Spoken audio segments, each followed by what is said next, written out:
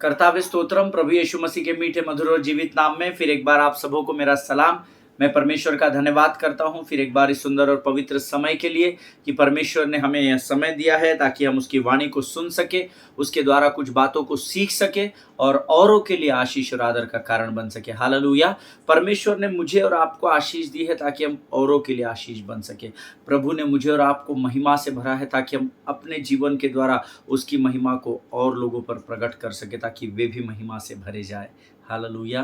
पिछले कई दिनों से हम लोग विक्ट्री ओवर रिजेक्शन इस अध्ययन को सीख रहे हैं कि कैसे हमें हमारे धुतकारे जाने पर या जब हमें तिरस्कृत किया जाता है, अस्वीकार किया जाता है, तो कैसे उस परिस्थिति पर विजय को पाना है। इस विषय में हम लोग सीख रहे हैं और मेरा पूरा विश्वास है कि परमेश्वर आप लोगों को इन वचनों के द्वारा आशीष दे रहा है।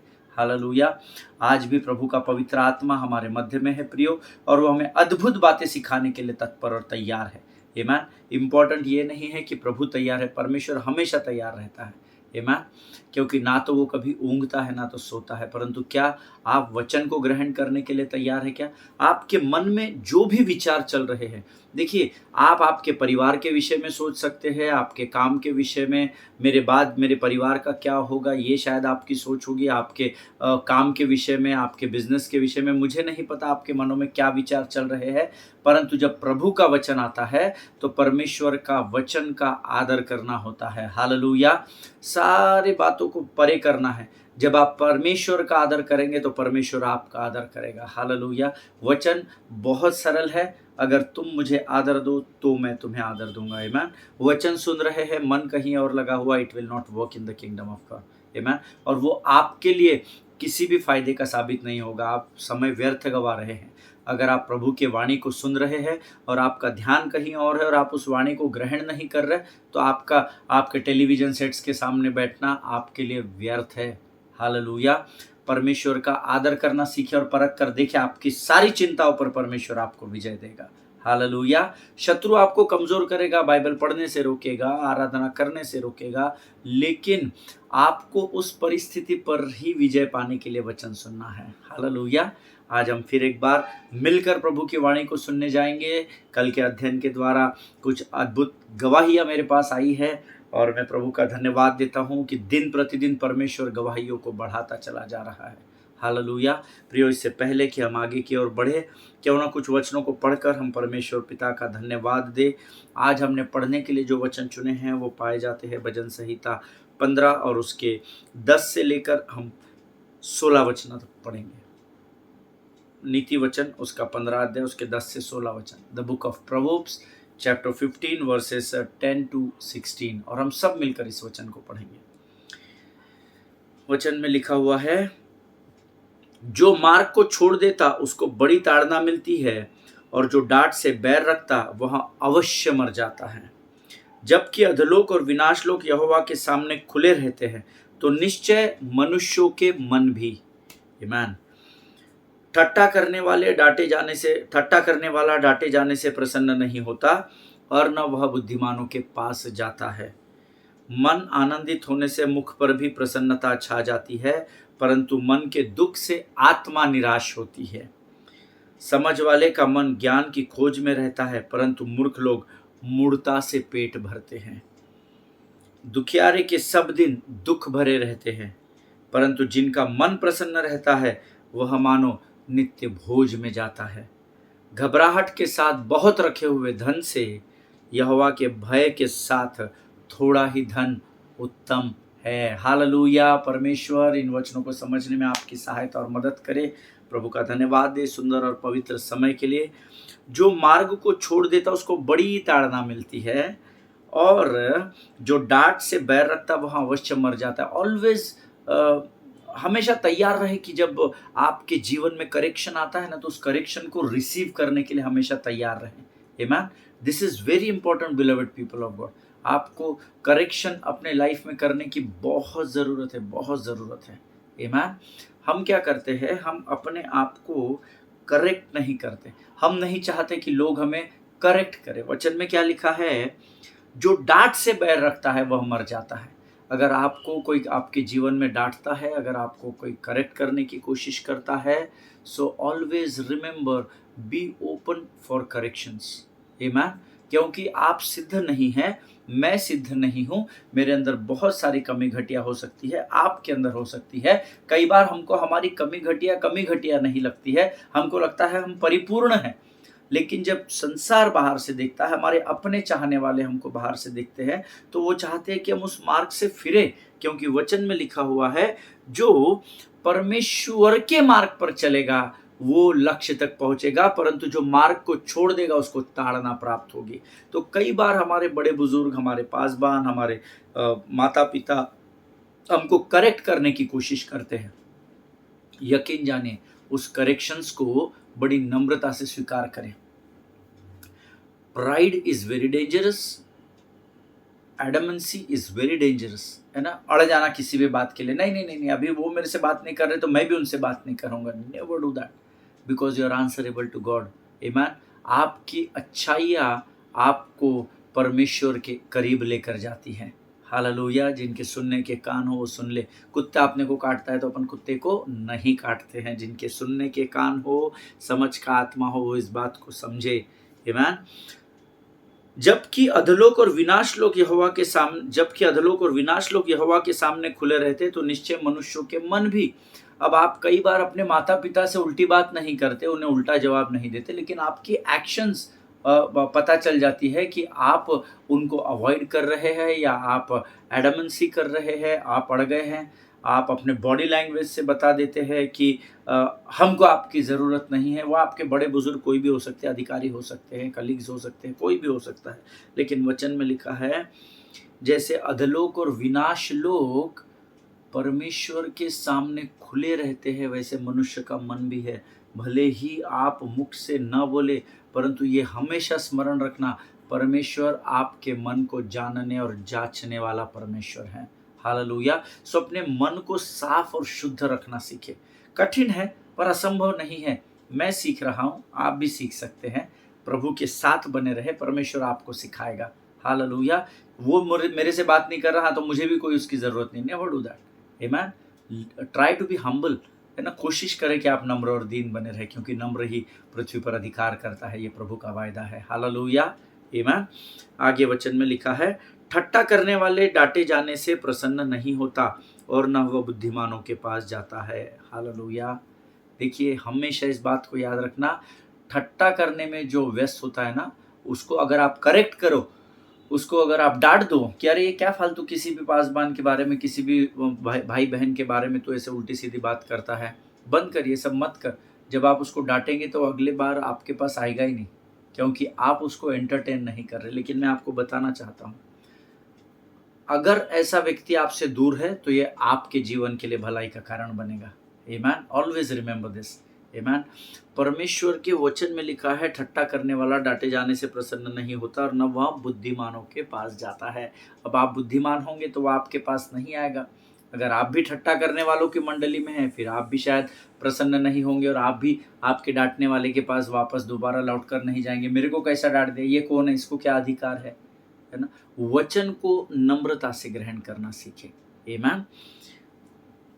मन आनंदित होने पर मुख पर भी प्रसन्नता छा जाती है, परंतु मन के दुख से आत्मा निराश होती है। हालेलुया। पास्टर साहब, ठीक है, अभी हम चल रहे हैं, हमारा दुख हमको पता है ना। दुनिया को तो हम बता नहीं सकते ना हमारा दुख क्या है, पर हमारा हमको पता है कैसा चल रहा है। मन के दुखी होने से आत्मा निराश होती है, और जब आत्मा को शत्रु निराश करने में सफल हो जाता है तो आप परमेश्वर की उपस्थिति से दूर होते चले जाते हैं। इस बात को हमेशा ध्यान में रखिए। लेकिन मन के आनंद से मुख पर प्रसन्नता छा जाती है। हालेलुया। मुझे बहुत सारे लोग बोलते हैं, आपके पीछे इतनी समस्याएं हैं, आपके बारे में ऐसा है, आपके बारे में वैसा है, उसके बावजूद भी आपके चेहरे को देखकर नहीं लगता। वो इसलिए नहीं लगता है क्योंकि प्रभु का आनंद हमारी ताकत है। और वचन में लिखा है, प्रियो, ये मुझे बहुत अच्छा लगता है, मन आनंदित होना ज़रूरी है।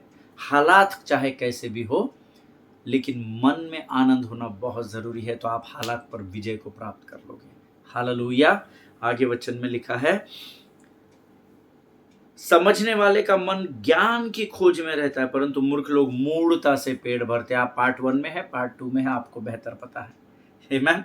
समझने के लिए जो अपने अपने आप को परमेश्वर को सौंपता है, वचन कहता है वो व्यक्ति हमेशा ज्ञान की खोज में बढ़ेगा। परमेश्वर के वचन में ऐसा लिखा है, ऐसा लिखा है, कैसा होता है, क्या होता है, खोजेगा। आमीन। मैंने आपको कल एक बुक बताया था, कुछ दिन पहले मैंने आपको एक बुक बताई थी पढ़ने के लिए। मुझे पता नहीं आप में से कितने लोगों ने पढ़े, लेकिन प्रभु का धन्यवाद हो, वचन में ऐसा लिखा हुआ है, समझने वाले का मन ज्ञान की खोज करता है। हालेलुया। और मैं विश्वास करता हूँ कि जो लोग यहाँ पर रोज आते हैं, वचन सुनते हैं, आप समझदार लोग हैं। आमीन। आप ज्ञान की खोज में हैं, आप बुद्धि की खोज में हैं, इसीलिए आप वचन से उसको रिसीव करने के लिए यहाँ आते हैं, ऐसा मैं विश्वास करता हूँ। आमीन।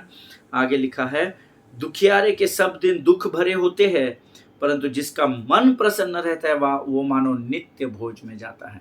जो दुख में पड़ा रहेगा उसके सब दिन एक समान होंगे, और ये मैं आपको गारंटी देता हूँ, क्योंकि मैं इस पहली लाइन से निकल चुका हूँ। दुखियारे के सब दिन दुख भरे होते हैं। सुबह उठे तो दुख, दिन भर दुख, रात को बिछौने पर सोने गए तो भी दुख, सब दिन दुखी। अगर आपका मन दुखी रहेगा तो आपका सारा एक्शन दुखी हो जाएगा। लेकिन वचन में आगे लिखा है, जिसका मन प्रसन्न रहता है। मन कैसे प्रसन्न होता है? व्यवस्था की पुस्तक को अपने चित्त में डालने के द्वारा मन प्रसन्न होता है। हालेलुया। जिसका मन प्रसन्न होता है वह नित्य भोज में आनंदित रहता है, उसको किसी बात की चिंता नहीं है, क्योंकि वो जानता है कि युद्ध उसका नहीं, युद्ध परमेश्वर का है। हालेलुया। घबराहट के साथ बहुत रखे हुए धन से यहोवा के भय के साथ थोड़ा ही धन उत्तम है। हालेलुया। मैं अक्सर, मेरे पास जो कैंडिडेट्स आते हैं रिक्रूटमेंट के लिए या वीज़ा के लिए, तो मैं उनको अक्सर बताता हूँ कि बहुत सारा धन कमाने का अर्थ ये नहीं कि आप बहुत आनंदित हो। आप खुश हो सकते हैं, पर आप आनंदित होंगे ज़रूरी नहीं है। आमीन। क्योंकि मन का आनंद अच्छी औषधि है, ऐसा वचन में लिखा है ना। बहुत सारा धन कमाकर आप बहुत महंगा अगर बेड खरीदते हो या सोफ़ा सेट खरीदते हो या सोफ़ा कम बेड खरीदते हो, तो ये ज़रूरी नहीं है कि महंगे बेड पर अच्छी नींद आएगी। आमीन। वचन कहता है, बहुत सारे रखे हुए धन से यहोवा के भय के साथ थोड़ा धन रखना उत्तम है। हालेलुया। जिनके सुनने के कान हो वो सुने और समझे कि परमेश्वर इन वचनों के द्वारा हमसे क्या बातचीत करना चाहता है। परमेश्वर आपको इन वचनों के पढ़े जाने के लिए आशीष दे। ये समय है जब हम अपना समर्पण परमेश्वर को करेंगे, और इन बातों के लिए हम परमेश्वर का धन्यवाद देंगे कि परमेश्वर ने हमारे जीवन में यह समय दिया है कि हम उसकी वाणी को सुन सके और सीख सके। Let us pray.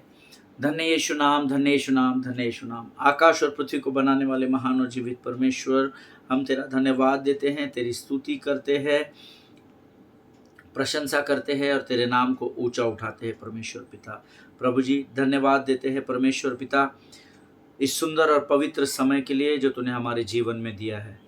प्रभु जी, हम इस समय प्रार्थना करते हैं और हम तुझसे विनती करते हैं राजा कि आने वाला समय परमेश्वर पिता, जो वचन तू हमें देने पर हैं उसके द्वारा प्रभु हम आशीषित हो सके, ऐसा तो होने दे। जब हम तेरी वाणी को सुनते हैं, हमें डिस्ट्रैक्ट करने वाली, बरगलाने वाली शत्रु की हर एक युक्ति योजनाओं का हम यीशु नासरी के नाम से खंडन करते हैं।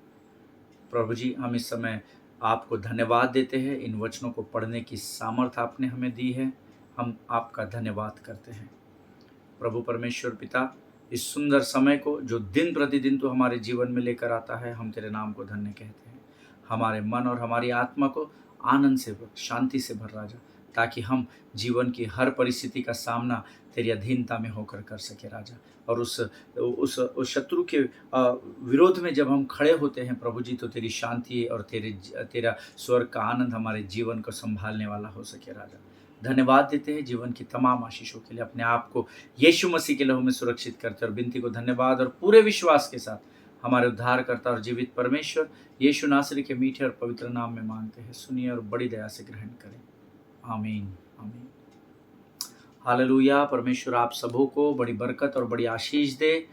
प्रभु का धन्यवाद हो कि परमेश्वर ने फिर एक बार यह मौका हमें दिया है कल हमने कुछ अद्भुत बातों को सीखा था और मैंने कल आपको बताया था कि एक किताब है जिसका नाम बेट ऑफ सैटन है, जो जॉन बीवियर ने लिखा है। आप उसको ज़रूर खंगालिए, यूट्यूब में मिल जाएगा या आप बुक शॉप से उसको खरीद सकते हैं।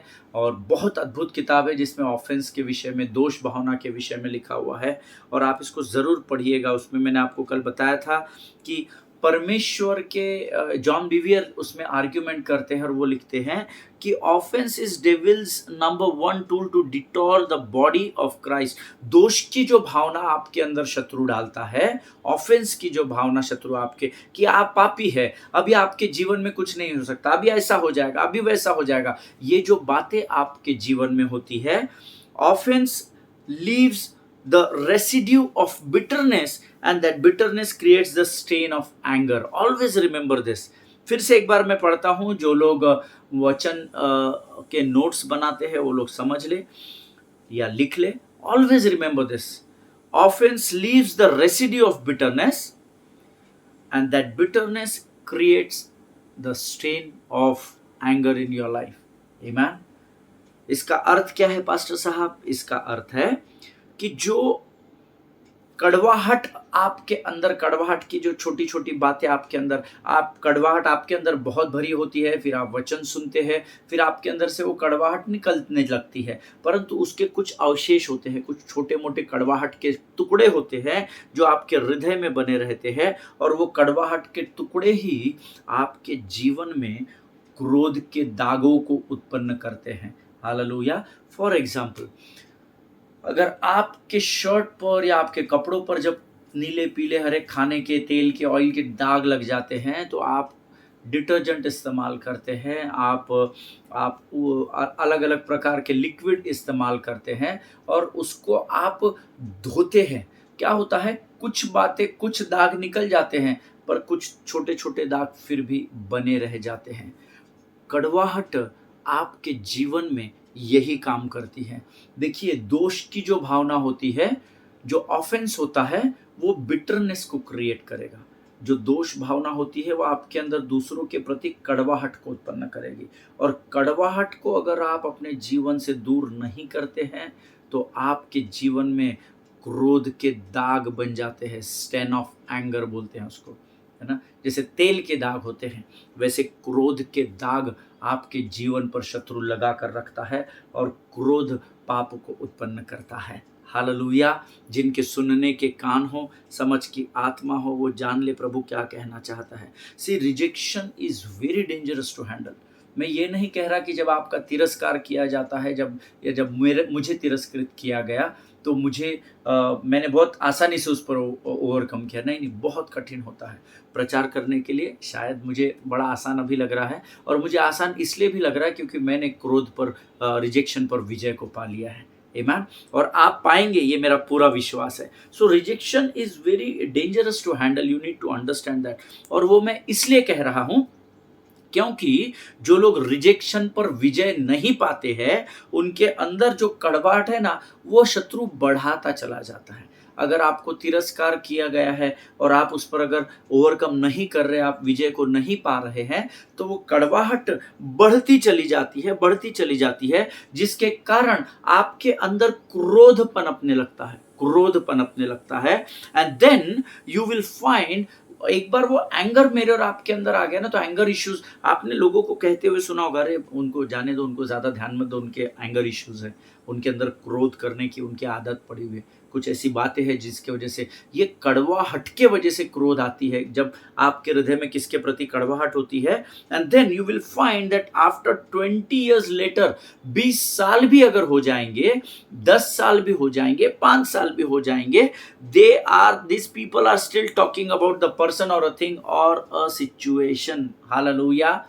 जैसे अगर आपके अंदर मेरे प्रति अगर कड़वाहट है, आज मेरी और आपकी अगर किसी बात पर बहस हो जाती है और आप मेरे प्रति, आपके हृदय या मन में कड़वाहट उत्पन्न हो जाती है, अगर आप उस कड़वाहट को डील नहीं करेंगे तो ये कड़वाहट दिन प्रतिदिन बढ़ते चली जाएगी और दिन प्रतिदिन बढ़ने के कारण आपको 10 साल बाद भी अगर मेरी याद आएगी या कोई मेरे विषय को छेड़ देगा तो आपका क्रोध बाहर निकल आएगा। आमीन। कई बार लोगों को जब हम सिखाते हैं, आप सबको क्षमा करें, सबको आपको क्षमा करना ज़रूरी है। परमेश्वर आप जब तक क्षमा नहीं करेंगे तो आपके अंदर कार्य नहीं कर पाएगा।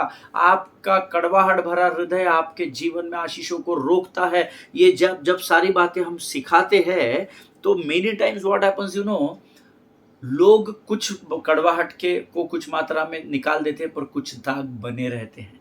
आमीन। और फिर 10-15 साल बाद भी जब आपका उस व्यक्ति से या उस व्यक्ति की बात भी निकलती है ना, तो वो कड़वाहट क्रोध के रूप में बाहर आना शुरू हो जाता है। आमीन। और ये आपका अनुभव रहा होगा, ऐसा मैं विश्वास करता हूँ। और ऐसी परिस्थिति में जब आप या मैं किसी और विषय को लेकर उस व्यक्ति का जो कड़वाहट को उगल रहा है, उसका अगर हम ध्यान बटाना चाहेंगे, तो अपने गाड़ी का स्टीयरिंग आप कितना भी इधर लेकर जाइए, उधर लेकर जाइए, उसके ध्यान को भटकाने की कोशिश करें उस बात से, वो बराबर अपना सही गियर डाल करके वो अपने स्टीयरिंग को बराबर उसी विषय पर वापस लेकर आएगा। हाँ, नहीं, वो बराबर है पास्टर साहब, हाँ, पर तभी हम लोग क्या बात कर रहे थे? हाँ, आप उस भाई के व्यक्ति बारे में, अरे आपको नहीं पता ऐसा है, अरे आपको नहीं पता वैसा है। वो इतनी कड़वाहट उसके अंदर होती है कि आप उसके गाड़ी का गियर चेंज करें, डायरेक्शन चेंज करें, वो वापस यू टर्न मारकर गियर चेंज करके वापस उसी सब्जेक्ट पर आ जाता है। अब सोचिए कि कड़वाहट कितनी डेंजरस हो सकती है। आमीन। कड़वाहट क्यों आई? क्योंकि रिजेक्शन आया। रिजेक्शन आया तो आपके अंदर कड़वाहट आ गई, कड़वाहट आ गई तो आपके अंदर दोष आ गया, शत्रु ने आपको दोषी ठहरा दिया। दोष आ जाता है तो फिर आप लोगों के बारे में बातें करने लगते हो, और फिर आप क्रोध को पालने लगते हो, और क्रोध आपको पाप में डाल देता है ना? शत्रु चालाक है। We need to understand the depths of the word. Amen. हमको वचन की गहराई को समझना पड़ेगा, क्यों लिख कर दिया है परमेश्वर ने हमें जीवित वचन, ताकि हम शत्रु पर रोज विजय को प्राप्त कर सके। यहोवा निस्सी का झंडा रोज हमारे हाथ में बना रहे। हालेलुया। हमारी सिचुएशंस के ऊपर रोज हम ओवरकम कर सके। आमीन। मेरा विश्वास है आप समझ रहे हैं मैं आपको क्या बताना चाह रहा हूं। हालेलुया। कितना भी आप देखिए, जिस व्यक्ति के अंदर किसी के प्रति कड़वाहट होती है ना, 10 साल, 15 साल, 20 साल बाद भी अगर उसको लेकर चल रहा है, तो उसने अपने जीवन के उतने वर्ष व्यर्थ गवा दिए हैं, है ना? आपने उतने वर्ष व्यर्थ गवा दिए अगर आपके अंदर किसी के प्रति कड़वाहट है। आमीन। देखिए, ये इसलिए होता है क्योंकि हम लोगों को क्षमा नहीं करते हैं। देखिए, जब आपको रिजेक्ट किया गया ना, तो मैंने आपको कहा था, आपको वहाँ से निकल जाना है ना? You don't need to argument, ये वो उसमें सब में अपना समय व्यर्थ नहीं गंवाना है। You have to come out of it. Amen. अगर नहीं बैठ रहा है तो नहीं बैठ रहा है। मैं एक पास्टर हैं, उनके साथ मैं सेवकाई करता था शुरुआत के दिनों में। कुछ डॉक्ट्रिन्स थे जिस पर मेरा उनका मेल मिलाप नहीं हुआ, तो मैंने उनके साथ बैठा और मैंने उनसे कहा, पास्टर, मैं आपके साथ नहीं, मैं आपके दर्शन के साथ जुड़ा हुआ था, पर मुझे मेरी आत्मा में ऐसा लग रहा है कि हम अपने दर्शन से अब भटक रहे हैं। अपना उद्देश्य जो प्रभु ने हमको जिस बात के लिए बुलाया है, उसकी और हम बढ़ तो रहे हैं, परंतु उसके साथ शत्रु हमको डाइवर्ट कर रहा है। हमको अभी ये करने की ज़रूरत नहीं है। Let us focus on our vision. But then he said, no, we will do this, हम ये भी करेंगे, वो भी करेंगे, ये तो चल ही रहा है। एंड देन मैंने उनसे कहा कि हम अपने संबंध खराब करने से, रिश्ते खराब करने से अच्छा है कि हम अपनी सेवकाई अलग अलग कर ले, रास्ते अलग अलग कर ले। आमीन। सी कड़वाहट आपको पालने की जरूरत नहीं है ना? उन्होंने कहा, हाँ ठीक है, फिर आप देख लो, ये तो मेरा चर्च है और मेरा ऐसा है, और ये तो मेरे लोग हैं, तो ये तो मेरे ही साथ रहेंगे। मैंने कहा, यस, मैं वहाँ से अकेला अलग हुआ। Amen. Many people came to me, brother, हम आपके साथ आएंगे, हम मिलकर हम दूसरा चर्च चालू करते हैं, हम दूसरी प्रार्थना सभा चालू करेंगे, हम आपके घर में आएंगे, हम हाउस चर्च के साथ स्टार्ट करते हैं। अगर आप यहाँ से बाहर हो रहे हैं तो हम भी आपके साथ आना चाहते हैं। ऐसी भेड़ें हमेशा रहेगी। हालेलुया। लेकिन मैंने प्रत्येक को कहा, नहीं, you have to be there, आपको उसी स्थान पर बने रहना होगा। You know why? और जो लोग मुझे जानते हैं और जो मेरी इस टेस्टिमनी को जानते हैं, वो इस बात की गवाही ज़रूर दे सकते हैं। आमीन। मैंने वहाँ से अकेले क्विट किया। आमीन। मैं भेड़ों को लेकर वहाँ से चर्च तोड़ने का मेरी बुलाहट नहीं है। आमीन। मैं वहाँ से अकेला अलग हुआ और मैंने प्रभु के साथ 6 महीना में बैठा, प्रार्थना की, प्रभु तू मुझे मार्ग दिखा, और फिर प्रभु के दिखाए हुए मार्ग पर मैं बढ़ता चला गया, बढ़ता चला गया, बढ़ता चला गया। आज प्रभु मुझे यहाँ आपके सामने लेकर आया। हालेलुया। प्रियो, कड़वाहट अगर आपके जीवन में होगी तो आपका जीवन बड़ा कठिन हो जाता है। यू नो आज भी क्रोध के दाग ऐसे लोगों के जीवन में बने हुए हैं। And you know why it happen? Because they didn't do what Jesus asked them to do. और ऐसी कड़वाहट ऐसे लोगों के हृदय में जिनके अंदर भी कड़वाहट और ऑफेंस बना हुआ है, वो इसलिए होता है क्योंकि उन्होंने उस बात को पूर्ण नहीं किया जो यीशु ने उनको इस पर विजय पाने के लिए करने के लिए कही थी। आमीन। हम में से बहुत सारे लोग हैं जो वचन सुनते हैं पर समझते नहीं हैं। हमको पता नहीं है हम क्या सुन रहे हैं और हम उसको समझने की कोशिश नहीं करते। सुनना इसलिए वचन सुनकर छोड़ देते हैं, पर जो वचन को ग्रहण करेगा, वचन के सुनने वाले नहीं उस पर चलने वाले चलेंगे। कब? जब सुनकर उसको ग्रहण करेंगे और तब समझेंगे और तब चलने पाएंगे। हालेलुया। अगर किसी ने आपको जल्दी से एड्रेस बता दिया तो आप उस एड्रेस पर कब पहुंचेंगे? जब उस व्यक्ति ने जो एड्रेस बताया है, लेफ्ट लेना, राइट लेना, फिर सीधा जाना, फिर 2 किलोमीटर बाद, अगर आप उस वे को समझ पाएंगे, उस मार्ग को, तभी आप उस डेस्टिनेशन तक पहुंच सकेंगे। हालेलुया। जिनके सुनने के कान हो वो सुन ले, वचनों को बड़ी गंभीरता से लेना सीखे। उनके जीवन में दाग इसलिए रह जाते हैं क्योंकि वो यीशु की दी गई आज्ञाओं को ना सुनते हैं, ना समझते हैं, ना उस पर चलते हैं। Amen. And what Jesus asked them to do, परमेश्वर के ऐसे लोगों के लिए क्या कहता है या परमेश्वर ने अपने वचन में क्या लिखा है, उसका अध्ययन हम करेंगे। लूका रचित सुसमाचार उसका 9वां अध्याय उसका 5वां वचन। The Gospel of Luke chapter 9 and verse 5। Luka रचित सुसमाचार उसका 9वां अध्याय उसका 5वां वचन। Whatever house you enter, stay there until you leave that town. If people do not welcome you, leave their town and shake the dust off your feet as a testimony against them. Hallelujah. Amen. Hindi में फिर से एक बार पढ़ूंगा, आप फिर से पढ़िए। और जिस किसी घर में तुम उतरो वहीं रहो और वहीं से विदा हो जाओ। जो कोई तुम्हें ग्रहण न करेगा उस नगर से निकलते हुए अपने पाँव की धूल को झाड़ लो कि उन पर गवाही हो। हालेलुया। Question mark. पाँव अपने झाड़ना है, गवाही उनको कैसा देना? तो मारेंगे उनके घर पर पाँव झाड़ेंगे। हम ये सोचते हैं। अब सोचिए कि हमारी बुद्धि कितनी खतरनाक है, हमारा ज्ञान कितना खतरनाक है। कई लोगों को ये वचन समझ में नहीं आता है। पाँव की धूल झाड़ लो और उनकी उन पर गवाही हो। कई लोगों ने मुझे इस विषय पर, इस वचन को लेकर प्रश्न पूछे बीते वर्षों में। उन पर कैसे गवाही होगी? हम पाँव झाड़ेंगे। इसीलिए वचन को सुनना और उसको समझना जरूरी होता है। Hallelujah. Why Jesus said this? Because when you shake the dust of your feet, जब आप अपने ऊपर से, अपने पाँव से धूल को झाड़ देते हैं, the bitterness does not set in on you. Hallelujah. जब आपको कोई ग्रहण नहीं करता है, आपको अस्वीकृत करता है, आपका तिरस्कार करके आपको बोलता है नहीं, आपकी ज़रूरत ख़त्म, कल से आपकी ज़रूरत नहीं है, you should not come to a place, आप हमारे कलीसिया में नहीं आएंगे, आप हमारे ऑफिस में नहीं आएंगे, आपको टर्मिनेशन लेटर मिल जाता है।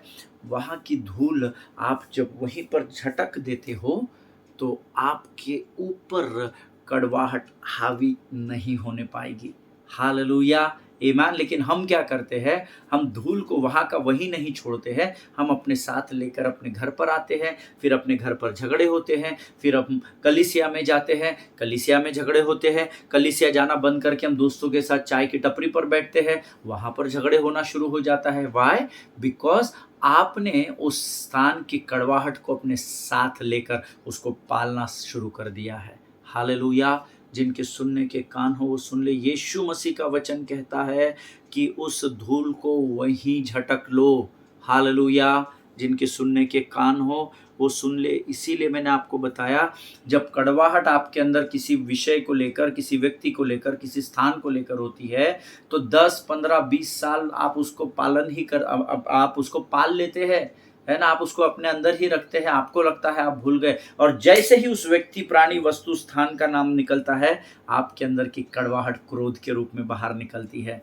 बट यीशु मसीह ने तो कहा है कि अगर तुम्हें कोई ग्रहण न करेगा तो अपने पर की, अपने पाँव की धूल को वहीं झाड़ लो और उसको वहीं समाप्त कर दो।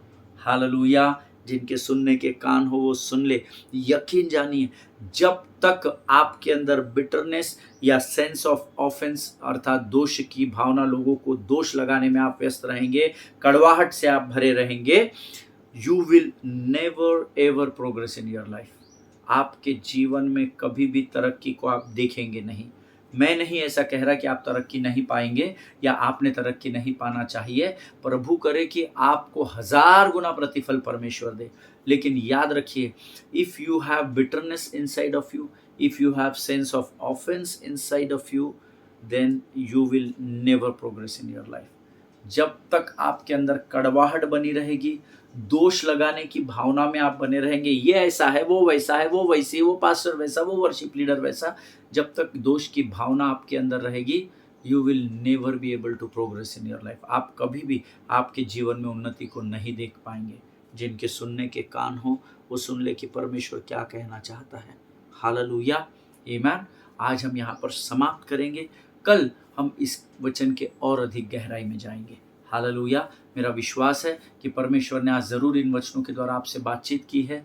ये समय है जब हम परमेश्वर को इन वचनों के लिए धन्यवाद देंगे। हालेलुया, आमीन। आइए हम दुआ करें। खुदावंद प्रभु यीशु मसीह के मीठे मधुर जीवित नाम के लिए धन्यवाद देते हैं। प्रभु धन्यवाद देते हैं आज के इस वचन के द्वारा फिर एक बार तूने सीधे हमारे हृदय और आत्मा को कायल किया राजा। प्रभु हमें कड़वाहट पर विजय पाना सिखा, हमें दोष की भावना से परे कर, दूर कर राजा। ऐसी प्रार्थना नम्रता के साथ हम यीशु नासरी के नाम से करते हैं पिता। प्रभु जी, हम इस रिजेक्शन पर हमेशा के लिए विजय को पा सके और उस विजय में हमेशा बने रहे, ऐसी सामर्थ, समझ और बुद्धि से भरकर तैयार कर पिता। क्योंकि तेरा वायदा है, जो कुछ भी तुम मेरे पुत्र यीशु नासरी के नाम से मांगोगे वो हमें तुम्हें दूंगा। आज हम यीशु के पवित्र और मीठे नाम से तेरे सामने आते हैं राजा, और इस विषय के ऊपर हमेशा की विजय की घोषणा अपने जीवन में यीशु नासरी के नाम से विश्वास के साथ करते हैं। जितनों ने सुना उनमें से प्रत्येक को आशीष दे। हृदय बड़ा कर प्रभु जी, परमेश्वर पिता, क्षमा करने का बड़ा हृदय तो हम में से प्रत्येक को दे राजा। सब कुछ तुझे सौंपते हैं, अपने आप को यीशु के लहू में सुरक्षित करते हैं। विनती को धन्यवाद के साथ हमारे उद्धारकर्ता और परमेश्वर यीशु नासरी के मीठे और पवित्र नाम में मांगते हैं। सुन और बड़ी दया से ग्रहण कर। आमीन, आमीन। हालेलुया। परमेश्वर आप सबों को आशीष दे। प्रभु करे कि जो वचन आज हमने सीखे हैं, परमेश्वर उसके द्वारा हमारे जीवन में आशीष और बरकत को उंडेले। जितनों ने सुना, परमेश्वर आपको आशीष दे। हम कल फिर मुलाकात करेंगे। इजराइल के लिए प्रार्थना करें, भारत देश के लिए प्रार्थना करें, अपने पासवानों के लिए, उनके परिवारों के लिए ज़रूर प्रार्थना करें। एक दूसरे को प्रार्थना में बनाए रखें। सभी को जय मसीह की। God bless you. आमीन।